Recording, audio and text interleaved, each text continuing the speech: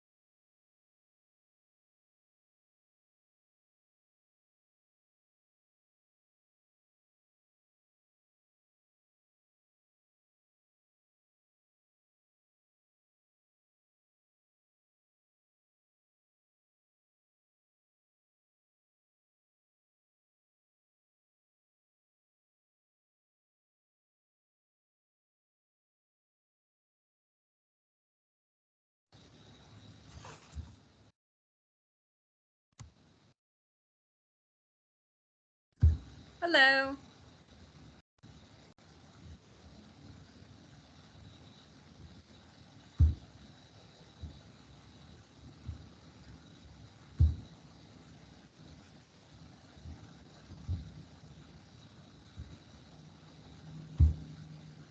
Lieutenant Smith.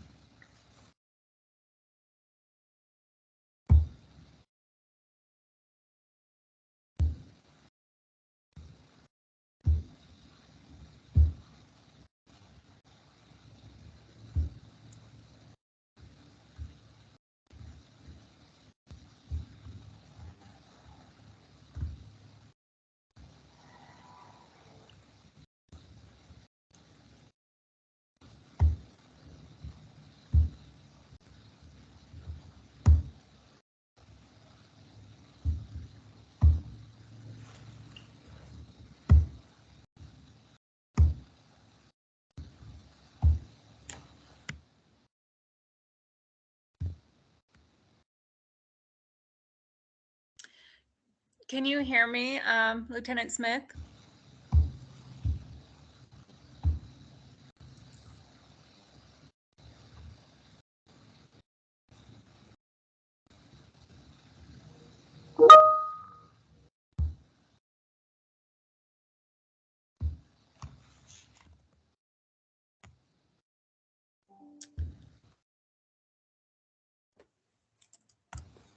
I could hear you.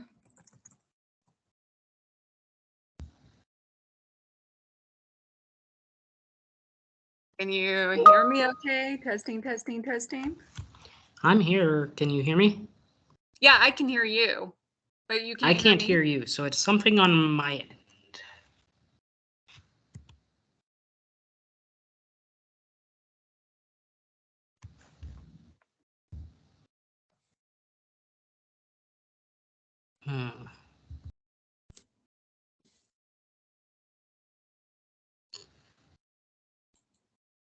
Device settings, maybe. Yep, that's what. Try speaking now? Yeah, testing. Do you hear me? Cool. Thank you. Is it just me and you? For now. You've got 10 more minutes before people start arriving, so. Yeah, thank you. Yeah, Zach has been home most of the week with a fever and his ears were so clogged and he kind of had a meltdown. My husband took him to the urgent care. Yeah. So that's where they're at right now. It's a little bit crazy. Are you at the wing building? I am. I mean, Well, at not wing building, but the meeting? yeah. So you're the only senior member there right now? Yep.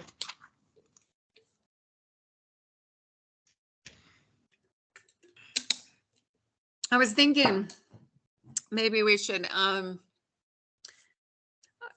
start doing maybe having our stuff like merged more with cadets, because our numbers are a little lower. And I know that Hawk's thing was trying to turn Yeah. into a composite squadron, but I think we might just stay a cadet squadron and have the leaders, senior leaders, support the cadets. You know what I mean? Yeah. Have our senior like meeting like maybe once a month, trying to help the senior members, and then the other times maybe trying to support, because I know I had an email from Captain Carlisi. She was asking about fundraising, but I hadn't got to it. And then, you know, they have the banquet and they have a bunch of other stuff that they need volunteers for. So One second. Senior member Weaver is calling. okay. Hey, Smith, this is Weaver. Hi. So how do we log on to the thing? No, There just should have been a kidding. link with the with the email. Did that go to my CAP one? Yeah. Okay, let me check there.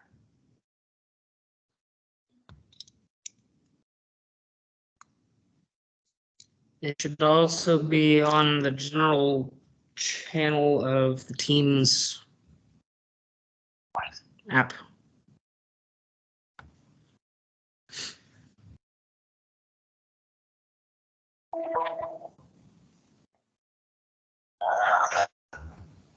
Daily briefing.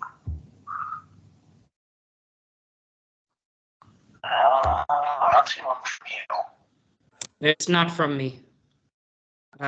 Lieutenant Manis is going to be hosting this one today. I don't see one from. The last thing I saw from anyone on Thunderbird was last month. It Weird. I can also I like sent it- just get kicked out. I sent it today, and I don't know if he's on the roster anymore, so he may not have got the email, because I just opened the roster thing and Yeah, copied in everybody's. Yeah.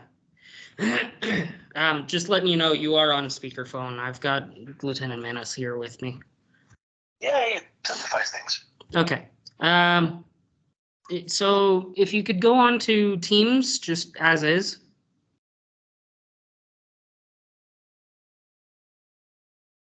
I can directly send you a request to join the meeting. Second. Let's see, I'm on Teams now. Oh, there you go. Meeting general. We got it. Yeah, I think we got it. Okay.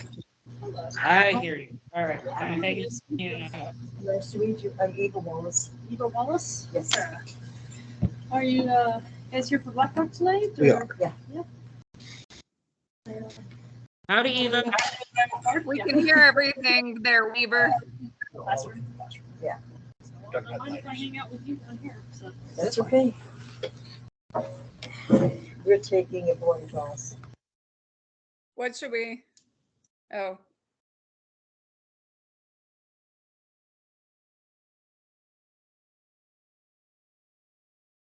Did I lose sound again? Or did he Uh, mute? I think he finally muted, and I lost my. Okay, I brought my presentation back up. Okay. Yeah, I'm muted. Sorry. It's okay. I heard you over at Blackhawk, you traitor. There's plenty of room. Just saying. Nah, I'm happy.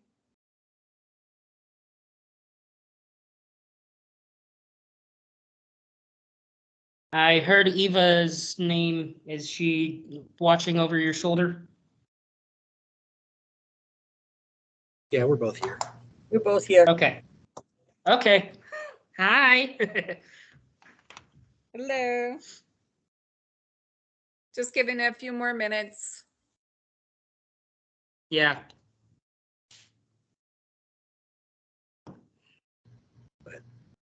Did you get the sign-in sheets for the last 2 weeks? Did you have them written down? Who was here? Of the yes, senior please. members? Yes, please. On the 21st, it was, the Joneses were both here. You and I were here. That is it. 21st of April. April. Do you remember what we discussed that day? Or was it That just like was- a free day? That was the one where we were playing with my computer. And we were talking about safety. What the safety officer should be doing. Right. So what was the other week? And the other one was last week. And that was Lori, the Joneses, you and I.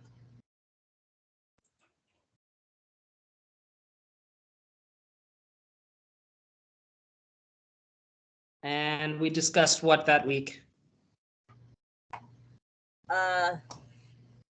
We discussed the new positions that you guys were gonna have, and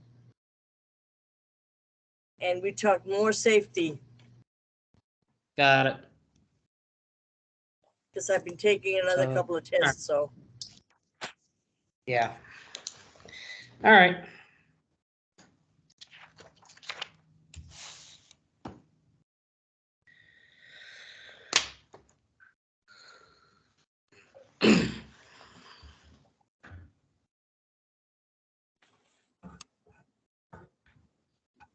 Well, I am going to mute myself and I'll let Manus present.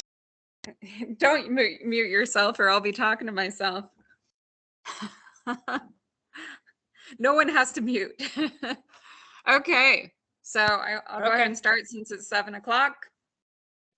Feel free to interrupt, raise your hand, scream, whatever you want to do. We're going to do level 2, accountability and responsibility. Our lesson objective is to define what accountability is, the responsibilities and expectations of a CAP senior member, and accountability requirements for specific areas within CAP. And as you can see here, I don't want to just read off the slide, but what was that? I was just making sure you were recording. Oh yeah, it started recording as soon as I came in, so you have to cut off like the first half hour because I wanted to set it up. That's fine. Yeah, okay. So we're going to define accountability and discuss who you are accountable to, areas that require consistent accountability, understand what happens when people are not held accountable, and discuss cadet protection policy, methods that the organization has put into place to protect the cadet how a person's job outside of CAP may override terms of reporting, and understand CAP property accountability systems and procedures at a member level. So we're all accountable, not only to ourselves, but to one another and the organization for which we volunteered and represent. In addition, as adult leaders in organizations that include minors, we have additional responsibilities as parents entrust us with their children.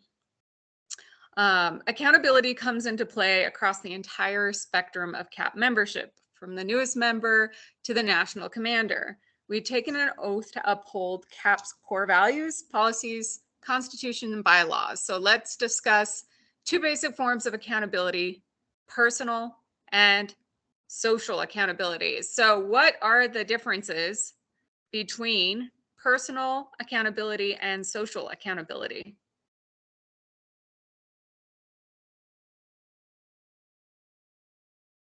Anybody?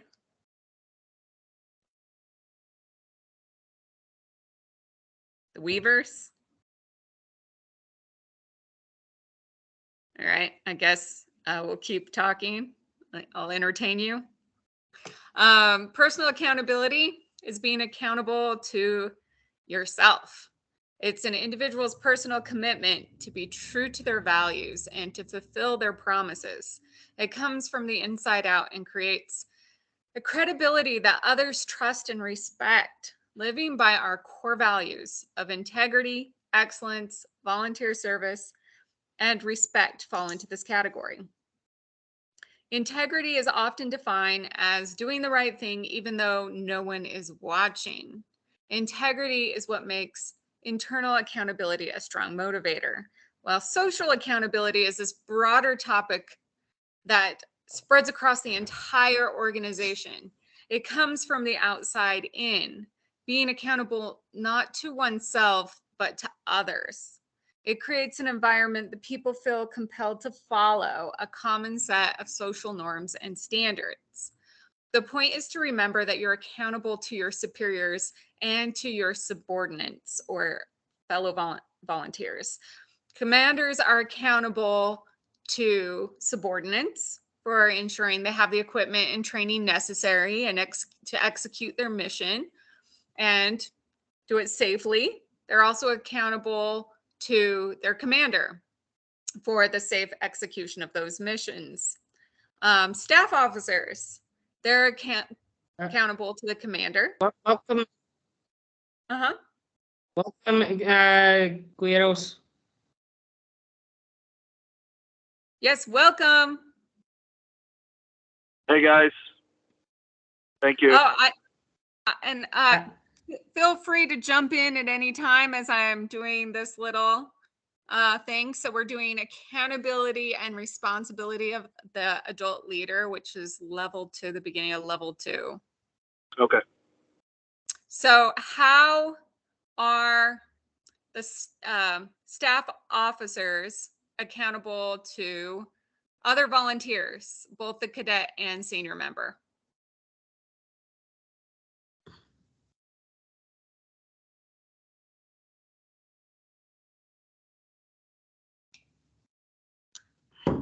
Anyone? Bueller.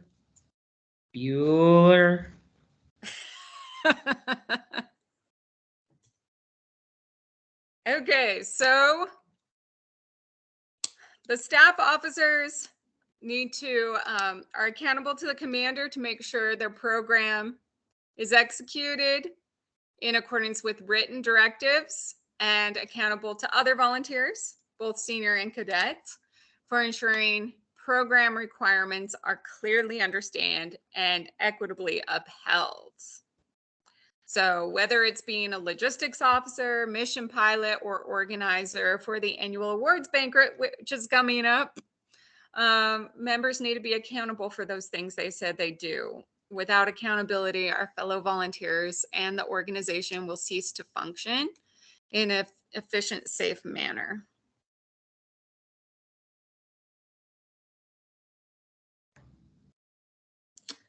Okay. Right here, it says, what are some reasons why each of the following areas require consistent accountability? So why do we need to be should CAP be accountable in the finances area? Why do you need consistent accountability with finance?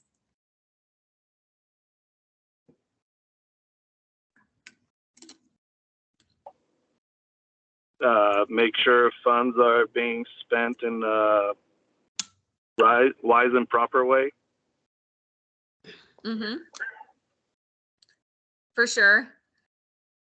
Because some of our funds come from like taxpayers or from member dues or Air Force funded. And we have to spend it in a way that gives the best benefit to the organization. But when you have it like this, there's a possibility of fraud or waste or abuse with financial management. So that's why we need to be consistent across all wings, regions, squadrons. So why is accountability important for flight operations?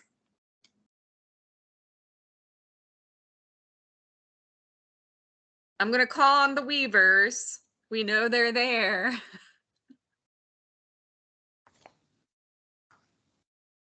David? So I don't fly down to Tijuana on CAP's budget. What? Why not? Well, we have to make sure that the funds are evenly distributed. That way we have funds set aside for actual emergencies. We have funds for training. And then we have the play money for like ghost flights and things like that. Yeah. Yeah. Aviation is considered a high risk business. So with the demands of aircrew and aircraft during search or disaster relief missions, there's a chance of accidents, and the risks are consistently being evaluated and by the aircrew. But by using the same procedures across all of CAP, they can't be used just at the pilot's discretion. They have to be consistent and methodologically applied to every flight with accountability, discipline, and commitment. That's what the foundation is for every safe and successful flight. What about the importance of accountability with relationships with others?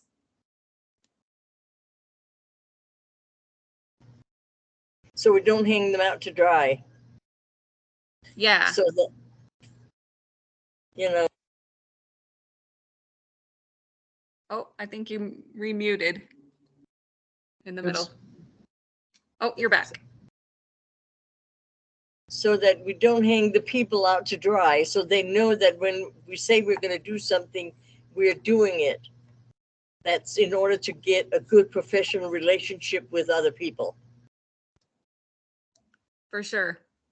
For sure. Because it shows, mutual respect and having the standard across the whole organization, all the memberships, that we're accountable to each other and can trust each other to behave honestly and ethically.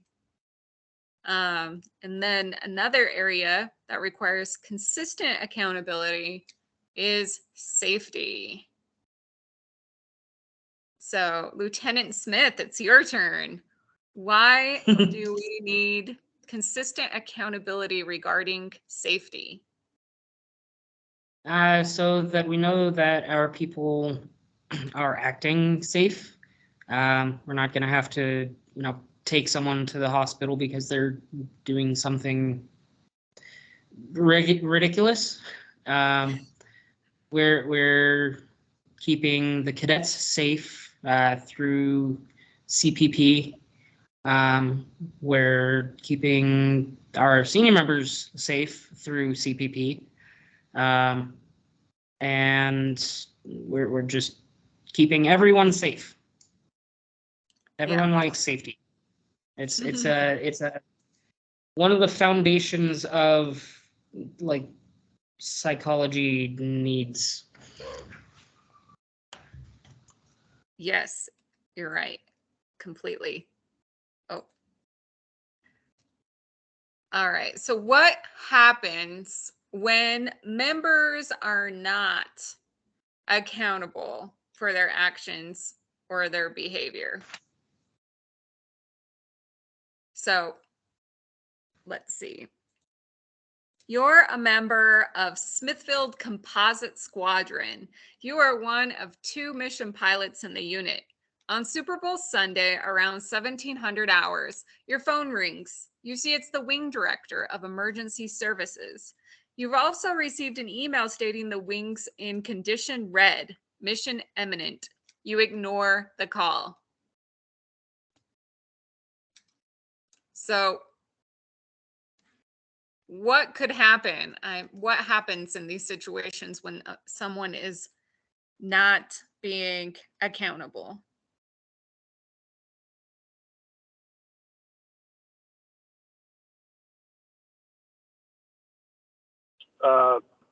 The mission can fall through, and now everybody's scrambling to try to find the resources that's needed for the mission, and things do not flow as smooth as they should. Exactly. Who are you accountable to if you're this this member, this mission pilot in this situation?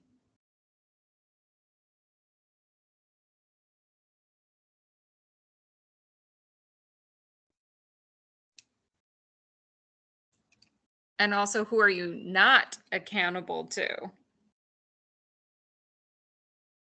I guess it's the Weaver's turn because we just got it.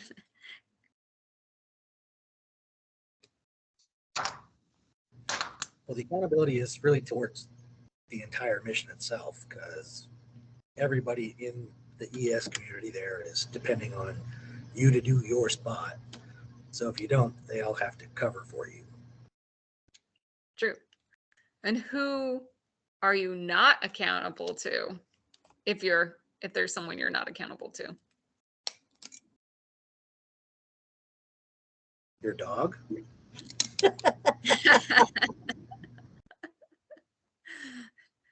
All right.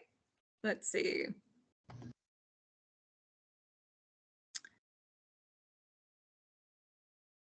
Okay. So cadet protection policy and the methods that the organization has put together in place to protect the cadet. CAP pursues a philosophy of prevention built on the 5 pillars. The first pillar is screening. So CAP conducts the criminal background checks to keep known offenders from joining. But because academic researchers have found that youth serving organizations need to guard against abuse by individuals who have no prior record of conviction, screening alone isn't enough. The second pillar is standards of practice. CAP utilizes a set of standards tailored to the cadet environments, governing how members will interact with cadets and how cadets will interact with each other. These practices ensure cadet activities are adequately supervised, keep one-on-one contact to a minimum, and identify boundary concerns that could precede abuse. The third pillar is monitoring. CAP regularly monitors compliance with the CPP, particularly the standards of practice and training requirements. Having regulations is meaningless if the regulation standards are not monitored and enforced. Ideally, the senior leaders who monitor cadet activities will catch people doing things right by reinforcing positive behavior and create a culture of wholesomeness. Monitoring can also uncover possible boundary concerns or abuse. The next pillar is reporting. CAP specifies clear channels for reporting suspicions of abuse and possible boundary concerns. If an immediate supervisor or commander is part of the problem, the member may report to a higher level commander or other official in accordance with CAPR 20-2 complaint resolution. Then training is the next pillar. CAP mandates that all adult members who interact with cadets will receive training in CPP, the Cadet Protection Policy, and that cadets will receive age-appropriate training on how to be capable guardians against the potential for abuse. CAP also provides parents with information about CAP standards of practice and strategies for preventing abuse of cadets and responding to a possibly abusive incident. So all 5 of these pillars working in concert provide the comprehensive systematic approach to keep them safe. What out of these 5, which do you feel is the most important? So there's training, reporting, monitoring, standards of practice, and screening. So, Gyros, it's your turn. I mean, you take one out, or if you single out just one. I don't think it does justice to to the rest of it. I think they're all as a whole just important. You take out, you say screening is the most important, then what about, minimizing the one-on-one contact, which could lead to or be perceived as, abuse or something like that. I don't think we can single one out. Yeah. I think they're all important. I agree. Let's see. Okay, the next thing we're going to talk about is property accountability systems and procedures at a member level. So, proper use and care of all CAP property is the responsibility of every CAP member. Commanders and property management officers at all levels must ensure that CAP property is monitored, supervised, and controlled in accordance with this regulation. Monitoring. So CAP property is monitored through regularly scheduled inventories. Every unit is required to inventory all the assets assigned annually, and when there's a change of commander as well. It's also a good idea to conduct an inventory if the responsible person, the supply officer, has changed. Each inventory is hands-on, meaning the asset should be available for inspection. There are provisions for assigning custody of an item to an individual for their use in support of CAP missions. Let's see.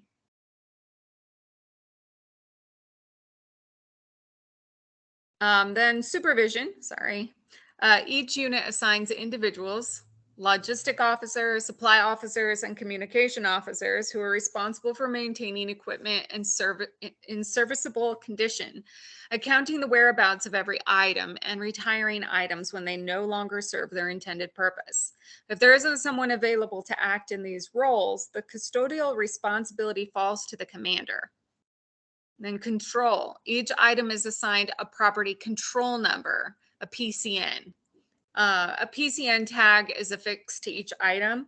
The CAP Operational Resource Management System, or ORMS, is the National Online Property Database Management application used to control all CAP non-expendable property regardless of source. Other acquisitions, transfer to other units, condition reporting, and disposal are controlled through ORMS. Commanders, logistic officers, supply officers, and communication officers automatically receive permission to access and utilize ORMS when their duty positions are assigned in the CAP member database. So it's time for annual inventory. You've assigned a laptop and portable printer to the personnel officer. She's had it signed out for 3 years, and she's planning on letting her membership expire, as she's moving to a remote area in northern Michigan this winter. You ask her to bring it in for inventory, and she absolutely refuses, saying that if you don't trust her, you shouldn't have given her the equipment to start with. Which fundamental property accountability system is in jeopardy? So our systems were monitoring, supervision, and control.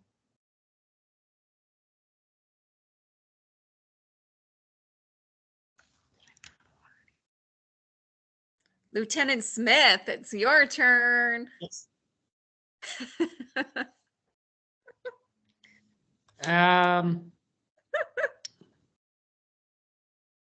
Well, the loss of the inventory would be loss of finances used in order to acquire the inventory. But it's monitoring, supervision, or control. Those are the accountability parts of the system. That would be control.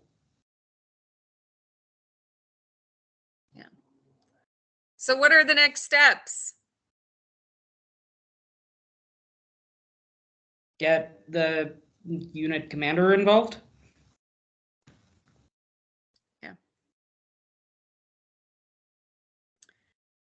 Let's see. Okay. So, unfortunately, without accountability, the organization will suffer. There's obvious effects such as accidents, lack of mission readiness, injury.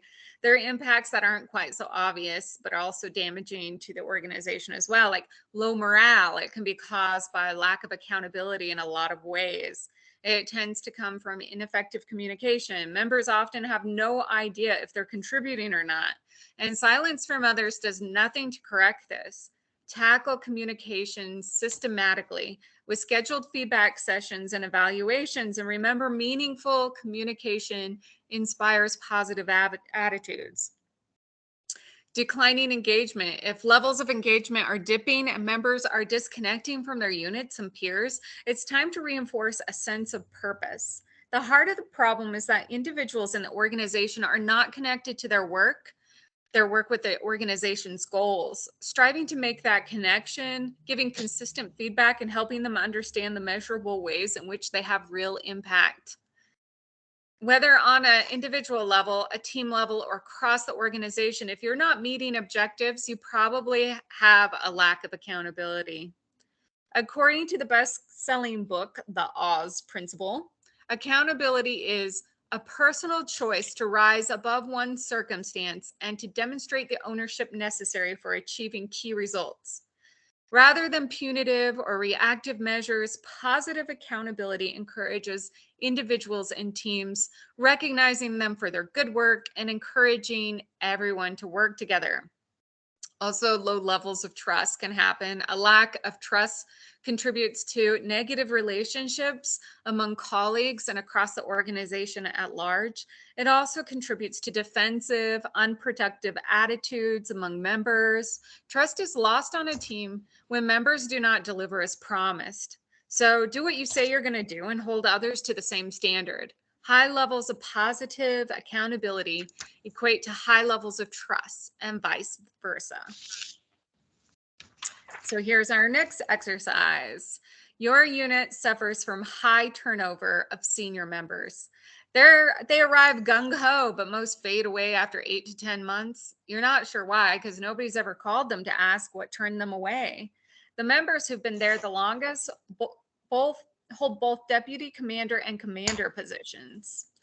And we always manage to get through a SUI. So what do you think the root cause of your turnover problem is? Weavers.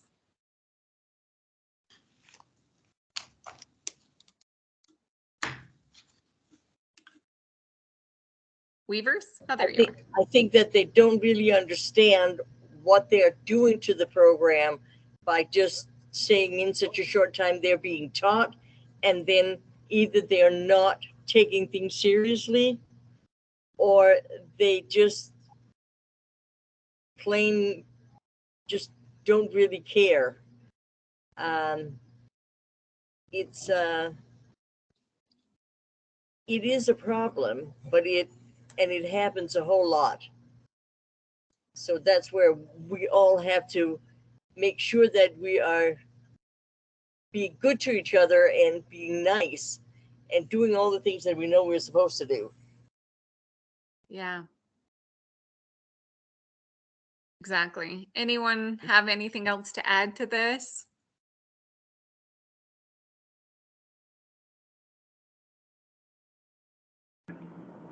I think there's also an aspect of that. Do they understand what their role is and what they're supposed to do? I can speak for myself. I just kind of went on like I probably haven't been in a meeting for the last 2 months, and there's definitely that something like that takes place. Maybe it was because my mentor just kind of disappeared as well. But Anyway, more specifically on yeah. So there's also like an understanding what they're supposed to do and where they're going, and how do they fulfill their role moving forward. So that was something that definitely played a role for me. So, but then I saw this meeting and saw that, for instance, it's specifically talking about level 2, which I was supposed to start and haven't started yet, and roles of senior members. So I decided it was time to jump back on the saddle and participate again. But yeah, it definitely played a role. Just kind of like not, I'm doing like level 1 courses, level 2 courses, and what exactly then am I, accomplishing, or my roles, or things like that. Yeah. Well, I'm glad you're here. We're going through a lot of changes in our squadron, and it's gonna take all of us to try to, figure out how to connect and keep going. And I'm glad you're here. Lieutenant Smith, do you have anything else to add?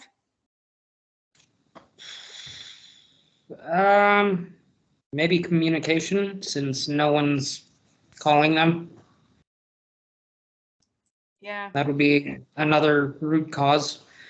If no one's talking to people and no one's discussing, hey, this is, what do you want to do? For sure. I agree. So,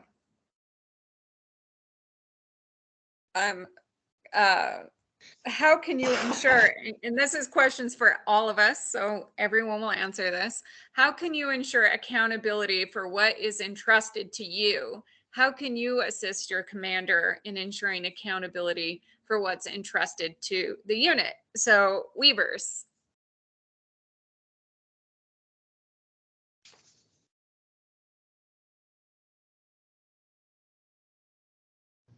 Would you kindly repeat the question? Yeah.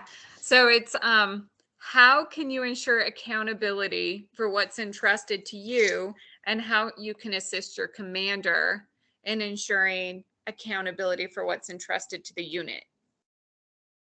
The way you can kind of do it for yourself is just, you need to hold yourself to that accountability, to that level. That things need to be done, so you need to make sure that you don't take on too much responsibility, so that way you can actually successfully complete your objectives. And then you assist the unit commander kind of by the same way, like don't help out with what you can, but don't take on too much. We know somebody who did that, and that didn't end well. So Yeah. Gyros, do you have any more to add to that of what you can do to ensure accountability? I mean, it's very personal. You like Weaver said, it's hold yourself to what you to that accountability that you enlisted for. It's also a matter of recognizing, don't. I think you just mentioned, don't try to take on more than you can handle, or don't try to bite more than you can chew. Sometimes people do that, right? Sometimes people think that they'll have more time, or they'll have, I don't know, they'll have more resources or something to give, and in the end they don't. And then goes back to what Lieutenant Smith said, communication, right? Just communicate often. If you signed up for something and it's being hard to accomplish that mission or whatever it is, communicate, maybe change whatever it is that you need to do. Just, I guess communication is probably the key. If somebody's encountering issues with fulfilling their responsibilities. Yeah. For sure. For sure. I relate to that completely. Lieutenant Smith, do you have anything else to add to this? Well, so like Guerrero said, communication. The best way to ensure communication about your accountability of something that you've been entrusted would be keeping the paperwork in order. And how do you do that? With the business class memos and stuff that we've already gone over with communication fundamentals. Just in March, I believe, is when we add that course. So reviewing something like that and applying it to a lesson like this would be very beneficial. Just keeping communication and paperwork in order. Yeah, for sure. All right, so I guess I am like the speed demon because I got through everything in like half the required time on accident. Ah, that's great. So We also only had 3 members as students, so that's true. That's true. But okay, well, do you have all the information you need from all of us for marking us down as here? Do you need our okay. no, So I'm good. you're good. So I think you know, since this part is done, I think that you know, there's one thing, and I just want people to kind of think about this. They were I had an email from Captain Carlisi about fundraising. She was thinking about doing a fundraiser during our banquet, but it's kind of too late because that's this month. But I saw that Colonial Flag, that company that makes the big flags, you drive by their building when you go south. They have this fundraiser that they do nationwide. And I was thinking maybe that's something we could do because it's patriotic as a group.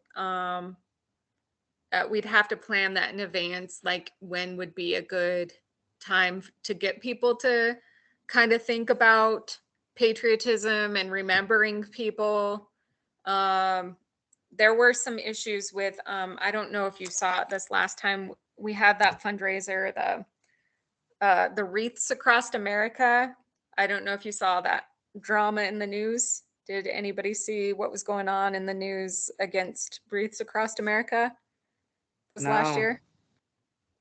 So I've always participated since I've joined the squadron, and I didn't know there was any, you know, backlash or anything. And it was kind of eye-opening and surprising at the same time. I didn't realize there were things like, and I looked on the website and found that it was true that, I guess like some, like Jewish religions, they don't believe in putting any kind of decoration or anything on the graves, but they also, a lot of people feel that wreaths are a Christian symbol. And so, I mean, in a way, when it was started, the guy who made the first wreaths and then went and put them in, you know, in Arlington, it was during Christmas time.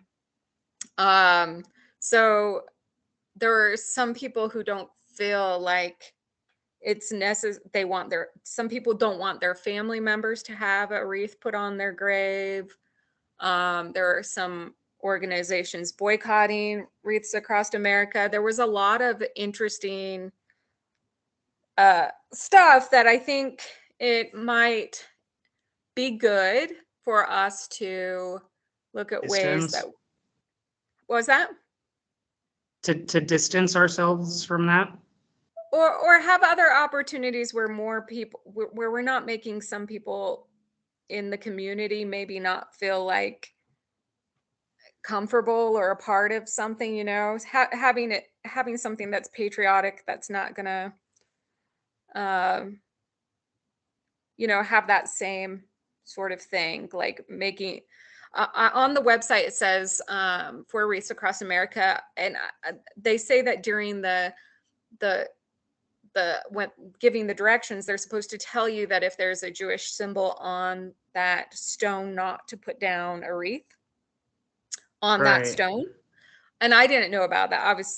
I was surprised at that. And I just think that you know, patriotism should be non-exclusive. It's for everyone. And so I was kind of Right. trying to think of, yeah, a fundraiser we can do where we're bringing what we're trying to do there by bringing people together to talk about like remembering the fallen and patriotism without, you know, without it having a negative thing. Also, there's questions about the charity that I saw on, like, if you look at some of the charity stars and stuff, because I mean, in a way, the organizations are doing it as a fundraiser. But then they're making money because they're producing it. And it's there anyway, there was a lot of like just sticky stuff, not like this is completely bad, rather maybe we could consider, and just, it's just something for everyone to think about and maybe have some ideas come up. Okay. Because I know, like, when I went and did the donations, like we were trying to get people to donate and get a wreath, and we went to Walmart. We had a little people, some people would buy wreaths, but other people just wanted to just give us money, and like not the $15 or whatever. They would just give us $20 or give us $10 or whatever. And we had a little jar, and just money was piling. The kids being there and talking to people, the cadets being there and talking to people, it really, about the importance of remembering veterans, it really made it so people wanted to give money to the cadets. And I don't think it would lower our chances of raising more money by having something different, or in addition to, yeah, I'd like to stay out of anything that becomes too sticky. Yeah.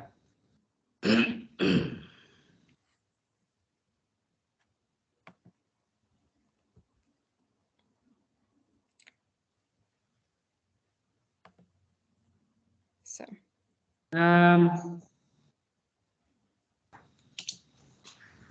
Oh, I guess they already left. Damn it. yeah, the Weavers left.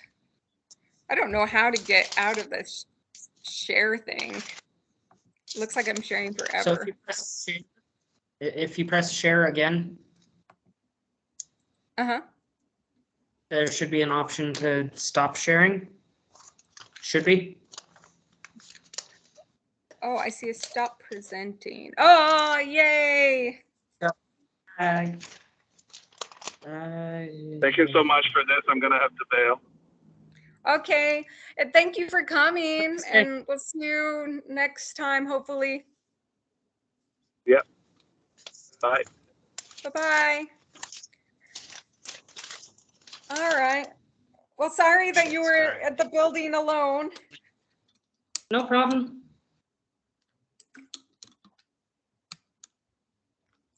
But I'm getting Anyway. things done. no one to distract you. Kind of. 8,637. And now I can type that in and put this in for today. Yay. Yay, I got through it. You did good. I did it. Woohoo.